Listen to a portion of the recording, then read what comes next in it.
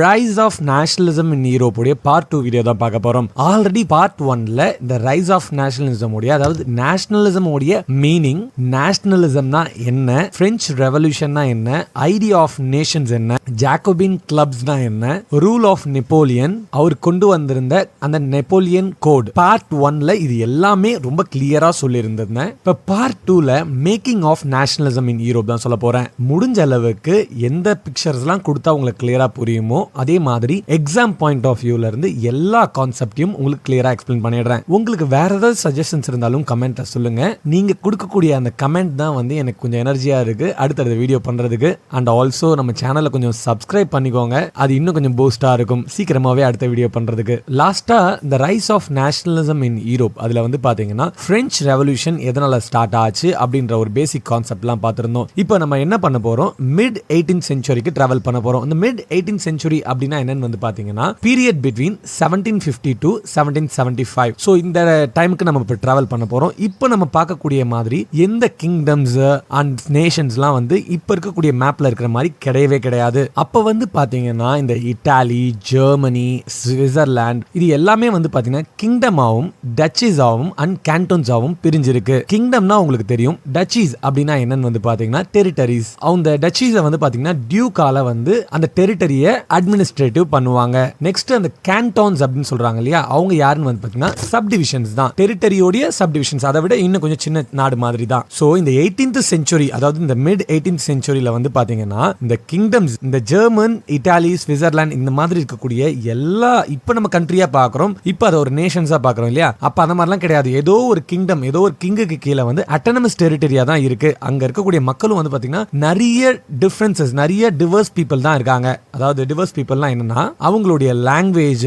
Culture, அவங்களுடைய identity எல்லாமே வந்து ரொம்ப டிஃபரெண்டா இருக்கும். கிட்டத்தட்ட வந்து பாத்தீங்கன்னா ஒரு துணியில டிஃபரெண்ட் கலரை போட்டா எப்படி இருக்கும், அந்த மாதிரி தான் வந்து பாத்தீங்கன்னா ஒரு மக்களும் ஒரு லாங்குவேஜ், ஒரு ஐடென்டிட்டியோட வாழ்ந்துட்டு இருக்காங்க. அவங்களுக்கு காமனான ஐடென்டிட்டின்னு ஒன்று கிடையவே கிடையாது. அவங்களுடைய எத்னிக் குரூப்ஸ், அதாவது அவங்களுடைய பிலீஃப், அவங்களுடைய காட், அவங்களுடைய லாங்குவேஜ், இது எல்லாமே வந்து பாத்தீங்கன்னா டிஃபரெண்டா தான் இருக்கு. ஈவன் அவங்களுக்குள்ள வந்து பொலிட்டிக்கல் யூனிட்டி கூட கிடையாது. பட் இவங்க எல்லாரையும் ஒன்னு சேர்க்கறது யாருன்னு வந்து பாத்தீங்கன்னா எம்பரர் தான். இந்த எம்பரரால தான் வந்து பாத்தீங்கன்னா இவங்க எல்லாரும் கட்டுப்பட்டு அவங்களுக்கு கீழே இருக்காங்க. இப்ப நான் வந்து பாத்தீங்கன்னா அந்த கண்ட்ரியோட நேம் அண்ட் ஆல்சோ அவங்களுடைய லாங்குவேஜஸ் சொல்ல போறேன். கண்டிப்பா உங்களுக்கு ரொம்பவே நியூவா இருக்கும். ஏன்னா நமக்கு வந்து பாத்தீங்கன்னா இந்தியாவை பத்தியோ, இந்தியாவில் இருக்கக்கூடிய கண்ட்ரி, ஸ்டேட்ஸை பத்தி நம்ம பேசுறோம் அப்படின்னா அது டிஃபரெண்டா இருக்கும். அந்த வேர்டை ஓரளவுக்கு ஃபெமிலியரா இருக்கும். பட் இப்ப நம்ம வந்து யூரோப்பை பத்தி பேச போறோம்ன்றதால இப்ப வரக்கூடிய வார்த்தைகள் எல்லாமே ரொம்ப டிஃபரெண்டா இருக்கும். நீங்க ஈவன் புக்ல படிக்கும் போதே டிஃபரெண்டா இருக்கும். அதனால என்னன்னா இந்த வார்த்தைகளை மறுபடியும் கேட்கும் போது இந்த பிளேசஸ் அண்ட் இந்த கண்ட்ரீஸ் லாங்குவேஜஸ் வந்து நீங்க இன்னும் ஃபெமிலியர் ஆயிடுவீங்க. ஃபர்ஸ்ட் டைம் கேட்கும் போது கொஞ்சம் டிஃபரெண்டா தான் இருக்கும். ஆனா புக் எடுத்து வச்சு அண்டர்லைன் பண்ணிக்கோங்க, திரும்ப ப்ரொனவுன்ஸ் பண்ணி பாருங்க. இந்த மிட் 18th செஞ்சுரியில வந்து பாத்தீங்கன்னா ஆம்ஸ்பர்க் மொனார்கி தான் வந்து கொஞ்சம் சுப்பீரியரா இருக்கு. அவங்க என்ன பண்றாங்க, ஆஸ்திரியா, ஹங்கேரி இங்க எல்லாம் வந்து இவங்க தான் வந்து ரூல் பண்றாங்க. இந்த ஆப்ஸ்பர்க் மொனார்கின்றது வந்து பாத்தீங்கன்னா அரிஸ்டோகிராட்ஸ் தான் அதிகமா இருக்காங்க. அரிஸ்டோகிராட்ஸ்னா வந்து ஒரு காசு அதிகமா இருக்கக்கூடிய ஒரு பீப்புள்னு வச்சுக்கலாம். அவங்க வந்து கிட்டத்தட்ட ஒரு ஜமீன்தார் மாதிரின்றதை நம்ம புரிஞ்சுக்கலாம். சோ அவங்க என்ன பண்றாங்க, ஆல்பின் ரீஜன், டைரல், ஆஸ்திரியா, சுரேட்டன்லாண்ட், பொஹிமா இந்த மாதிரி இருக்கக்கூடிய எல்லா பிளேஸையும் வந்து இவங்க தான் வந்து ரூல் பண்றாங்க. இவங்க அதே மாதிரி இந்த அரிஸ்டோகிராட்ஸ்ன்றவங்க வந்து பாத்தீங்கன்னா ஜெர்மன் ஸ்பீக்கிங்கா தான் இருக்காங்க. சோ அவங்க என்ன நினைக்கிறாங்க, கொஞ்சம் சுப்பீரியரா இருக்கவங்க வந்து இந்த லாங்குவேஜை பேசலாம் அப்படின்னு சொல்லிட்டு இவங்க மட்டும் இந்த அரிஸ்டோகிராட்ஸ்ன்றவங்க ஜெர்மன் ஸ்பீக்கிங்கா இருக்காங்க. அதுக்கப்புறம் வந்து பாத்தீங்கன்னா லம்பார்டி, வெனிட்டியா இங்க இருக்கக்கூடிய சில பீப்பிள்லாம் வந்து இட்டாலி பேசுறாங்க. அதுக்கப்புறம் ஹங்கேரியில இருக்கக்கூடிய வந்து பாத்தீங்கன்னா மேக்யோர் பேசுறாங்க. அதுக்கப்புறம் சில பேர் வந்து பாத்தீங்கன்னா வெரைட்டி ஆஃப் லாங்குவேஜஸ், வேற லாங்குவேஜஸையும் அங்க இருக்கவங்க பேசுறாங்க. இந்த அரிஸ்டோகிராட்ஸ் வந்து பாத்தீங்கன்னா ஒரே லாங்குவேஜா எல்லா இடத்துலயும் பேச மாட்டாங்க. ஏன்னா இது நிறைய பெரிய ரீஜன்ஸ் இல்லையா. இந்த கிளாஷியா அதுல இருக்கக்கூடிய அரிஸ்டோகிராட்ஸ் என்ன பேசுறாங்கன்னா போலிஷ் பேசுறாங்க. இவங்க எல்லாம் ஒரு பணக்கார வர்க்கம்னு வச்சுக்கலாம். அதாவது கொஞ்சம் ஒரு ஜமீன்தார் மாதிரி வாழ்ந்துட்டு இருக்காங்க. எஸ்டேட்ஸ் அதிகமா இருக்கு, அவங்களுக்கு லேண்ட் அதிகமா இருக்கு, அவங்களோட வீடு பெரிய வீடா இருக்கு. சோ இந்த மாதிரி பீப்புள்ஸ், இந்த அரிஸ்டோகிராட்ஸ்ன்றவங்க வந்து பாத்தீங்கன்னா இந்த மாதிரிலாம் வந்து டிஃபரெண்ட் லாங்குவேஜஸ் பேசிட்டு ரொம்ப பணக்காரங்களா வாழ்ந்துட்டு இருக்காங்க. இந்த அரிஸ்டோகிராசின்றவங்களை பத்தி கொஞ்சம் தெரிஞ்சுக்கலாம். இவங்க வந்து பாத்தீங்கன்னா அதிகமா வந்து இந்த கண்ட்ரி சைட்ல நிறைய லேண்ட்ஸ், எஸ்டேட்ஸ்லாம் வச்சிருப்பாங்களாம். டவுன் சைட்ஸ்ல வந்து பாத்தீங்கன்னா பெரிய வீடுலாம் வச்சிருப்பாங்களாம். இவங்களுக்குள்ள வந்து பாத்தீங்கன்னா வந்து இந்த பொண்ணு எடுக்கிறது, பொண்ணு கொடுக்கறது, கல்யாணம் பண்றது எல்லாமே வந்து பாத்தீங்கன்னா அரிஸ்டோகிராசிக்குள்ளேயே தான் இருக்குமா. அதாவது அவங்களுக்குள்ளேயே மாத்தி தான் கல்யாணம் பண்ணிப்பாங்களாம் அப்படின்றது சொல்றாங்க. அவங்களுடைய ஒரு டிப்ளமேசியை மெயின்டைன் பண்ணுன்றதால சில லாங்குவேஜஸ் வந்து அந்த சுப்பீரியரா இருக்கவங்க பிரெஞ்சு, ஜெர்மன் இந்த மாதிரி ரொம்ப அவங்களுக்கு வந்து பெருசா நினைக்கக்கூடிய லாங்குவேஜஸ் மட்டும் தான் பேசக்கூடிய ஆள்காரா இருப்பாங்களாம். இந்த அரிஸ்டோகிராசி கிளாஸின்றவங்க வந்து என்னதான் வந்து இவ்வளவு பணக்காரங்களா பவர்ஃபுல்லா இருந்தாலும் பாப்புலேஷன் வைசஸ்ல அவங்க ரொம்ப கம்மியான மைனாரிட்டி பீப்புளா தான் இருக்காங்க. அப்ப இந்த இடத்துல யார் அதிகமா இருக்கான்னு வந்து பாத்தீங்கன்னா பெசன்ஸ் தான் இருக்காங்க. பெசன்ஸ்னா யாருன்னு வந்து பாத்தீங்கன்னா ஃபார்மர்ஸ் தான். இவங்க என்ன பண்றாங்க, இந்த மாதிரி வந்து பெரிய பெரிய ஜமீன்தார், அதாவது இந்த அரிஸ்டோகிராசி அவங்களுடைய லேண்ட்ஸ் எல்லாம் வந்து இவங்க அப்படியே சும்மா இருந்து டெனன்ட் மாதிரி வாங்கி அங்க வந்து சும்மா கல்டிவேட் எல்லாம் பண்ணி அப்படியே வாழ்ந்துட்டு இருக்காங்க. கிட்டத்தட்ட வந்து பாத்தீங்கன்னா இந்த அரிஸ்டோகிராசின்ற பீப்புள், காசு அதிகமா இருக்கக்கூடிய பீப்புள் என்ன இந்த பெசன்ட்ஸை வந்து பாத்தீங்கன்னா கிட்டத்தட்ட சர்ஃப் மாதிரி தான் வந்து வச்சிருக்காங்க. அதாவது அடிமை, சர்ஃப்னா வந்து அடிமை மாதிரி தான் அவங்கள வச்சிட்டு இருக்காங்க. அவங்களுக்கு என்னென்ன தேவையோ அது எல்லாத்தையுமே வந்து இவங்களை வச்சு பூர்த்தி பண்ணிக்கிட்டு காசும் எதுவும் கொடுக்காம ஒரு அடிமை மாதிரியான வாழ்க்கையை தான் வந்து இவங்களுக்கு கொடுத்துட்டு இருக்காங்க. சோ இவங்களை வந்து பாத்தீங்கன்னா நம்ம மிடில் கிளாஸ் மாதிரியும் நம்ம நினைச்சுக்கலாம். இப்போ இந்த பெசன்ட்ஸ் இருக்காங்க இல்லையா, அதாவது இந்த பெசன்ட்ஸ்னா வந்து ஃபார்மர்ஸ் சொல்லியிருக்கேன், நீங்க நல்லா ஞாபகம் வச்சுக்கோங்க. வேற ஏதோ ஒரு வார்த்தை அப்படின்றத மாதிரிலாம் நினைச்சுக்காதீங்க. இதுல நிறைய வந்து வார்த்தைகளை புரிஞ்சுட்டாலே நமக்கு வந்து கதை சுலபமா புரிஞ்சிடும். ஏன்னா ஹிஸ்டரியில வந்து பாத்தீங்கன்னா ஒரு விஷயம் நடந்த ஒரு கதையை தானே சொல்றோம். அதாவது உங்களுக்கு நியூவா இருக்கலாம், அதனால தான் வந்து சிலது புரியாம இருக்குது. அண்ட் ஆல்சோ இதுல இருக்கக்கூடிய சில பிளேசஸ் அவங்க சொல்லும் பொழுதும் அந்த வார்த்தைகளும் புதுசா இருக்கிறதால தான் உங்களுக்கு கொஞ்சம் கஷ்டமா இருக்கும். போக அது பழகிடும். அப்படியே ஒரு கதை மாதிரி நீங்க இமேஜின் பண்ணிட்டீங்கன்னா இன்னும் ஈஸியா இருக்கும் உங்களால விஷுவலைஸ் பண்றதுக்கு. சோ இங்க இருக்கக்கூடிய அந்த பெசன்ட்ஸ் அவங்களும் வந்து பாத்தீங்கன்னா நிறைய டிஃபரெண்ட் லாங்குவேஜஸ், அவங்களோட பிலீஃப் எல்லாமே டிஃபரெண்டா தான் இருக்கு. எக்ஸாம்பிள், பெசன்ட்ஸ் நார்த் சைடுல வந்து பாத்தீங்கன்னா போஹிமியன்ஸ் அண்ட் ஸ்லோவாக்ஸ்னு இருக்காங்க. அப்புறம் வந்து சவுத் சைடுல வந்து பாத்தீங்கன்னா ஸ்லோவேனியன்ஸ், கார்னியோலா, கிரவோட்ஸ்னு இருக்காங்க. அப்புறம் வந்து பாத்தீங்கன்னா ஈஸ்ட் சைடுல வந்து ரோமேன்ஸ் அண்ட் டிரான்சில்வேனியா அப்படின்னு இருக்காங்க. பெசன்ட்ஸும் வந்து இந்த மாதிரி ரொம்ப பிரிஞ்சு டிஃபரெண்டான ஐடியாலஜி அண்ட் லாங்குவேஜஸ்ல தான் வாழ்ந்துட்டு இருக்காங்க. இவங்க எல்லாருக்குமே வந்து காமனா இருக்கக்கூடிய ஒரே விஷயம் என்னன்னா காமனான எம்பரர், ஒரே கிங் தான் இருக்காரு. சரி, இப்போ உங்களுக்கு ஒரு क्वेश्चन வந்திருக்கலாம், பா இவ்வளோ சொன்னேன், அதாவது நார்மலா இந்தியாவை கூட நீங்க புரிஞ்சுக்கலாமே. இப்போ வந்து தமிழ்நாட்டில் ஒரு லாங்குவேஜ் பேசுறாங்க, கர்நாடகாவில் ஒரு லாங்குவேஜ் பேசுறாங்க, மலையாளம் கேரளாவில் ஒரு லாங்குவேஜ் பேசுறாங்க, இந்த மாதிரி ஒரு ஸ்டேட்ல ஒரு லாங்குவேஜ் பேசுறாங்க. ஈவன் சில ஸ்டேட்டுக்குள்ளேயே டிஃபரெண்ட் லாங்குவேஜஸ் பேசுறாங்க. நீங்க அதை அப்படியே புரிஞ்சுக்கோங்க. இந்த யூரோப்ல இவ்வளோ டிஃபரெண்ட் லாங்குவேஜஸ், இவ்வளோ டிஃபரெண்ட் பிலீஃப், ஒருத்தவங்களுக்கும் டிஃபரெண்டான எத்னிக் குரூப்ஸ் இருக்கு. அப்புறம் எப்படி இவங்களுக்கு எல்லாருக்குமே வந்து நேஷனலிசம்ன்ற ஒரு ஐடியா வந்தது? ஏன்னா எல்லாருக்குமே டிஃபரெண்டா இருந்தாலும் இவங்களுக்குள்ள எப்படி இந்த நேஷனலிசம், எங்களுக்குன்னு ஒரு தனி நாடு கொடுங்க அப்படின்ற ஒரு பற்று எப்படி வந்ததுன்ற, எப்படி இந்த क्वेश्चन வந்ததுன்றதுதான் ஒரு பெரிய क्वेश्चन மார்க். அதை நீங்க தெரிஞ்சுக்கணும்னா இந்த சொசைட்டில இருக்கக்கூடிய மக்கள் காமனா ஒரு ப்ராப்ளத்தை வந்து ஃபேஸ் பண்ணாங்க.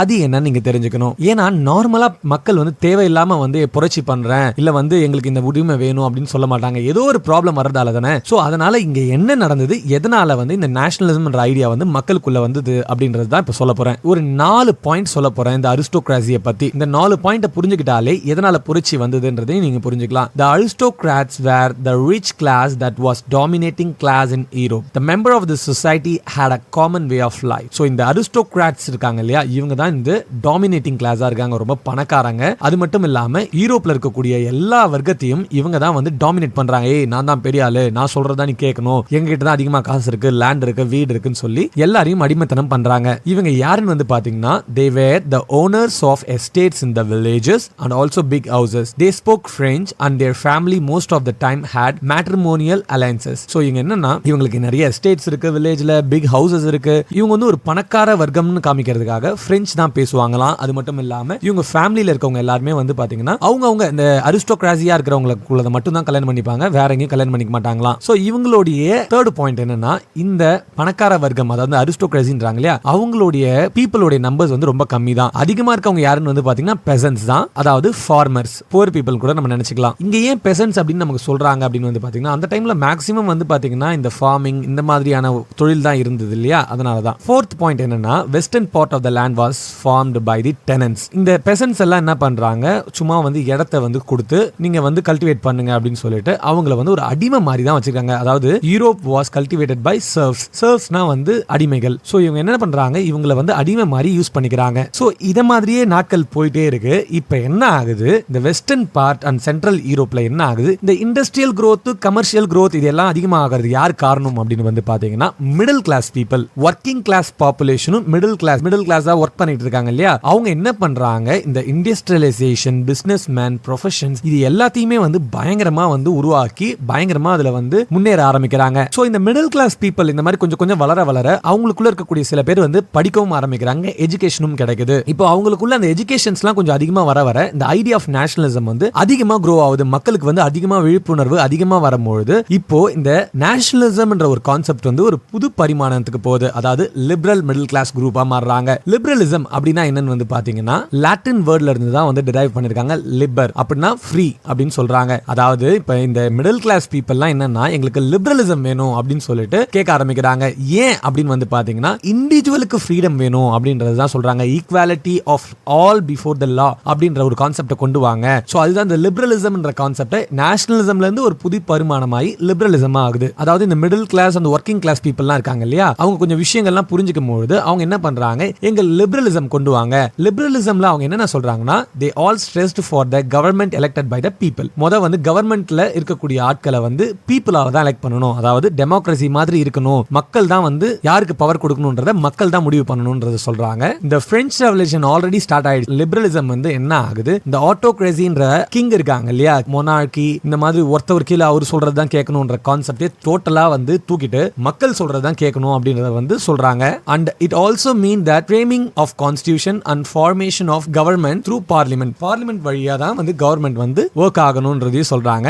19th century liberals also laid stress upon right to property இருக்கணும்னு சொல்றாங்க. through people were granted equality before the law, still the right to vote or even French revolutionல வந்து கூட பாத்தீங்கன்னா the right for equality அதுல வந்து பாத்தீங்கன்னா lock முன்னாடி எல்லாருக்குமே ஒண்ணுதான், எல்லாருக்கும் ஓட்டுரிமை கொடுக்கணும்னு சொல்றாங்க. பட் எல்லாருக்கும் அவங்க கொடுக்கல. அதே மாதிரி சொத்து இருக்கக்கூடிய அதாவது ப்ராப்பர்ட்டி இருக்கக்கூடிய மேலுக்கு மட்டும்தான் ஓட்டு கொடுத்திருந்தாங்க. இதுல வந்து பாத்தீங்கன்னா மென் ப்ராப்பர்ட்டி இல்லாம இருக்கிறவனும் விமன் எல்லாருக்குமே வந்து ஃபர்ஸ்ட் வந்து இந்த மேனுக்கு ப்ராப்பர்ட்டி இல்லனா அவனும் ஓட்டு கிடையாது, விமனுக்கு ஓட்டே கிடையாது சொல்லிடுறாங்க. அதுக்கப்புறம் வந்து ஜாக்கோபின்ஸ் கிளப்ல இருக்கக்கூடிய ஒரு கான்செப்ட் என்ன கொண்டு வராங்கன்னா அடல்ட் மென்னா இருந்தாலே அவங்க எல்லாருக்குமே ஓட்டு, ப்ராப்பர்ட்டி இருந்தாலும் சரி இல்லனாலும் சரி அவங்க ஓட்டு உரிமை இருக்கு. அதாவது மென்னுக்கு மட்டும் சொல்றாங்க, விமனை இவங்க கண்டுக்கவே இல்ல, மென்னுக்கு மட்டும் தான் ஓட்டு உரிமை கொடுக்குறாங்க. சோ இதெல்லாம் தான் இந்த மேக்கிங் ஆஃப் நேஷனலிசம்ல ஃபர்ஸ்ட் நடக்குது. இந்த லிபரலிசமே வந்து பாத்தீங்கன்னா ஒரு ரெண்டு டிஃபரெண்ட் இல்ல நிறைய டிஃபரெண்டான ஐடியாலஜியை கொண்டது. ஏன்னா சில பேர் இந்த பிசினஸ் பண்ணக்கூடிய மக்களுக்கு என்னன்னா லிபரலிசம்னா என்னன்னா எங்களால வந்து வேற நாட்டுக்கு போக முடியல, வேற கண்ட்ரிக்கு போக முடியல, வேற இடத்துக்கு போய் பிசினஸ் பண்ண முடியல, இம்போர்ட் எக்ஸ்போர்ட் பண்ண முடியல,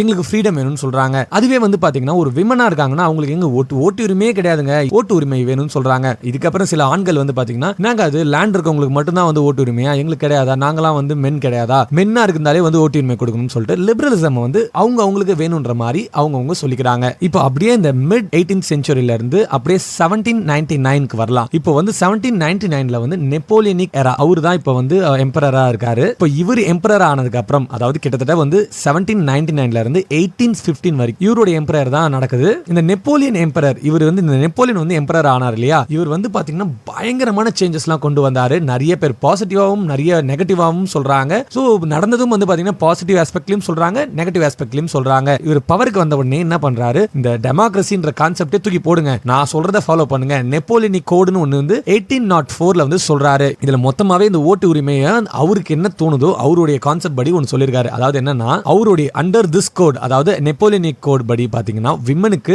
ஓட்டு உரிமையே கிடையாது, அவங்களுக்கு எந்த உரிமையும் கிடையாது. அவங்க வந்து பாத்தீங்கன்னா அவங்க அப்பாவாலையும் இல்ல அவங்க ஹஸ்பண்டாலையும் கட்டுப்பட்டு தான் நடக்கணும், அவங்க சொல்றது தான் கேட்கணும் அப்படின்றத வந்து சொல்லிடுறாரு. சோ அவங்களுக்கு வந்து ஓட்டு உரிமை கிடையாது, எந்த ஒரு பிரிவிலேஜஸையும் அவங்க என்ஜாய் பண்ண முடியாதுன்னு சொல்லிடுறாங்க. சோ இதனால வந்து என்ன பண்றாங்க, இந்த விமென்ஸ்லாம் என்ன பண்றாங்க, ஈக்குவல் பொலிட்டிக்கல் ரைட்ஸ் எங்களுக்கு வேணும், எங்களுக்கும் ஓட்டு உரிமை வேணும்னு சொல்லிட்டு அவங்க வந்து பாத்தீங்கன்னா புரட்சி வெடிக்குது. பட் இது அப்படியே இன்னொரு சைடு வந்து பாத்தீங்கன்னா அதாவது இந்த middle class people working class people அவங்களுடைய இந்த பிசினஸ் பாயிண்ட் ஆஃப் வியூல வந்து பாத்தீங்கன்னா லிபரலிசம்னா அவங்க என்ன சொல்றாங்கன்னா எங்களுக்கு வந்து ஃப்ரீடம் கொடுங்க, அதாவது டாக்ஸஸ் குறைங்க, எங்களுக்கு வந்து ஒரு கண்ட்ரிக்கு வந்து போகும்போதும் பயங்கர டாக்ஸஸ் வாங்குறாங்க, குட்ஸ்க்கு டாக்ஸஸ் வாங்குறாங்க. அது மட்டும் இல்லாம டிஃபரெண்ட் பிளேசஸ் போனா டிஃபரெண்ட் மணி இருக்கு, அது மட்டும் இல்லாம ஒரு இடத்துல ஒரு விதமான மெஷர்மெண்ட் நடக்குது அப்படின்றதையும் சொல்றாங்க. சோ இதனாலதான் இந்த மிடில் கிளாஸ் பீப்புள்ஸ்லாம் வந்து பயங்கரமா கொதிச்சு வராங்க, எங்களுக்கு கண்டிப்பா உரிமை தேவை அப்படின்னு சொல்லிட்டு. சோ ஐ ஹோப் தட் உங்களுக்கு இது கான்செப்ட் இப்போ இது வரைக்கும் கிளியரா புரிஞ்சிருக்கும் நான் நினைக்கிறேன். நெக்ஸ்ட் வந்து என்னென்ன சேஞ்சஸ் நடக்குது, மக்கள் எந்த மாதிரிலாம் வந்து ப்ராப்ளம் ஃபேஸ் பண்ணாங்க, அது எது மாதிரிலாம் மாறுச்சு அப்படின்றது வந்து நெக்ஸ்ட்